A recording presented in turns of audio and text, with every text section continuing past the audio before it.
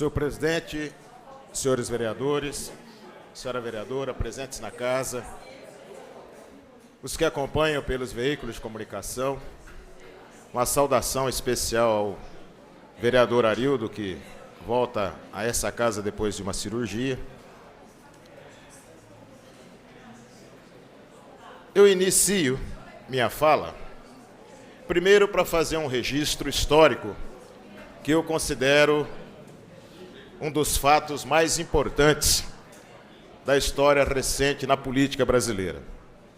Hoje, dia 10 de fevereiro, se comemora 34 anos da fundação do Partido dos Trabalhadores. Há 34 anos, nessa data, nós estávamos reunidos no Colégio Sion,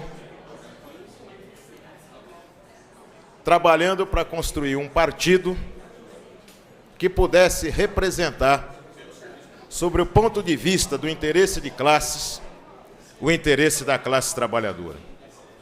O PT nasceu e foi construído nas lutas sociais, nasceu e foi construído como um partido de massas, nasceu e foi construído para dar protagonismo político ao conjunto da classe trabalhadora. É óbvio que nesses 34 anos, muita água passou por baixo da ponte. Mas eu gostaria aqui, publicamente, de registrar e me felicitar com todos os militantes do PT que se mantiveram fiéis aos princípios originais que estiveram na base de construção do Partido dos Trabalhadores. Homens e mulheres que dedicaram os melhores anos da sua vida para construir uma ferramenta política para que os trabalhadores não fossem mais coadjuvantes nesse processo, mas que pudessem ter voz e voto e disputar em todas as instâncias do Estado o controle e o destino da sua vida. E é isso que a classe trabalhadora, a maioria esmagadora do povo, ainda continua fazendo, tanto no Brasil como pelo mundo afora. Registrar também a audiência que teve no dia 6 na LESP, quando lá estiveram representantes de duas entidades sindicais do sistema prisional e também uma comissão que apresentaram um conjunto de razões e indagações sobre a possível desativação do Instituto Penal Agrícola. Os trabalhadores foram muito bem recebidos pelo deputado Marco Martins, pelo deputado Adriano Diogo, que assumiram uma série de compromissos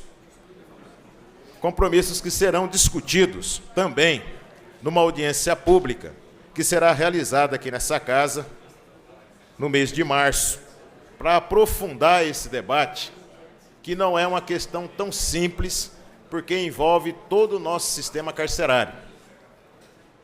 Então é interessante essa audiência pública, para que a cidade saiba exatamente o que é o antigo IPA, hoje CPP-3, onde os reclusos, quem cumpre sentença no regime semiaberto.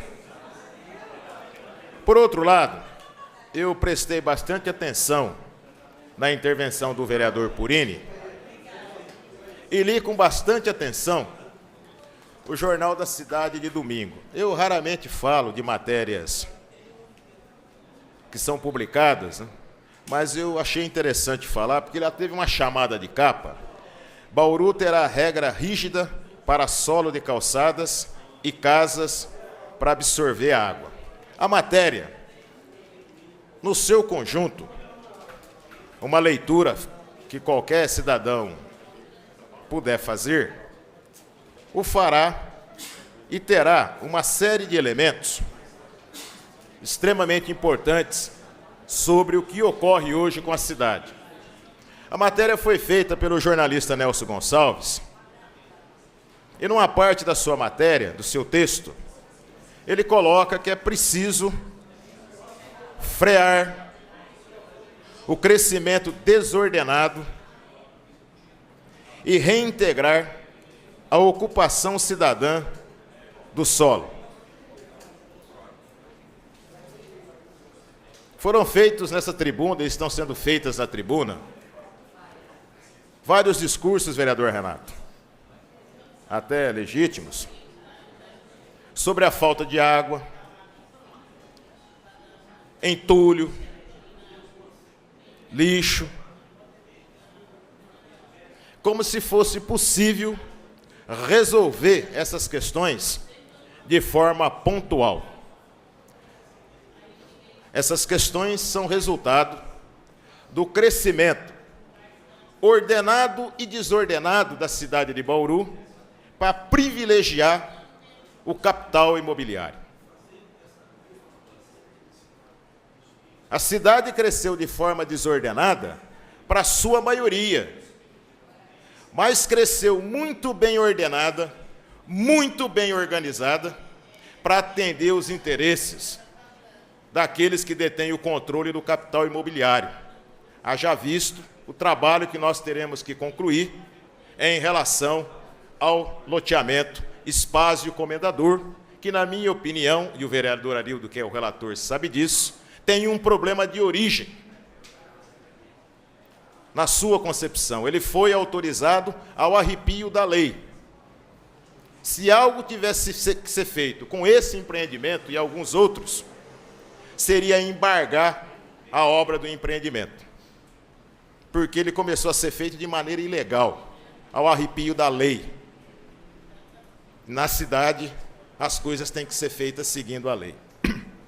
Por fim, eu também li com bastante atenção essa questão do vazamento que dará multa ao morador. Os argumentos levantados são argumentos interessantes. Entretanto, para que algumas cobranças possam ser feitas, é necessário que aquele que diz que vai fazer, dê o exemplo. Se vocês lerem a matéria, uma das justificativas é a renúncia de receita. Então, antes do DAI sair multando à torto e à direito eventuais moradores da cidade que tenham vazamento em seus imóveis, sob o argumento de que, se não cobrar, estaria sendo feita a renúncia de receita, a direção do DAI tem que vir publicamente e dizer quais foram as medidas adotadas para cobrar os grandes devedores de água, para cobrar os grandes devedores de esgoto, para cobrar os grandes devedores de IPTU. Sem essa ação concreta, administrativa, e não havendo sucesso na cobrança administrativa, fazer aquilo que é obrigação do executivo de fazer a cobrança judicial, a direção da autarquia não tem autoridade moral e não tem autoridade política para usar o argumento de renúncia de receita para impor uma cobrança à população comum dessa cidade. É óbvio, isso é um escândalo. Isso é um escândalo.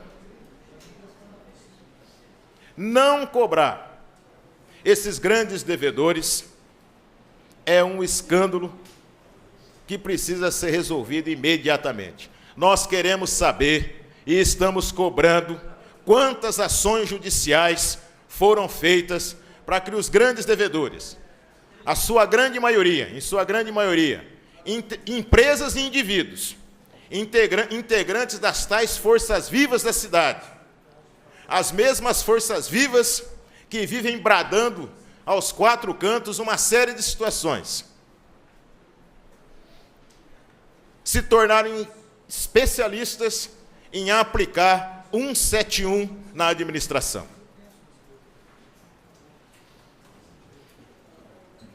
Não pagam, mas são os mesmos, vereador Moisés Rossi, especialistas em tentar fraudar o plano diretor. São os mesmos grandes incorporadores de grandes empreendimentos que não pagam, simplesmente não pagam. E muitos usam o seguinte argumento: eu estou questionando o valor da dívida na justiça. ou estou tentando fazer um acordo. Para concluir, senhor presidente, então que seja aplicado o mesmo critério para todos os moradores. Eu deixo de pagar água, a minha água não é cortada, e enquanto não tiver uma negociação que seja do meu interesse, o DAI continua me fornecendo água.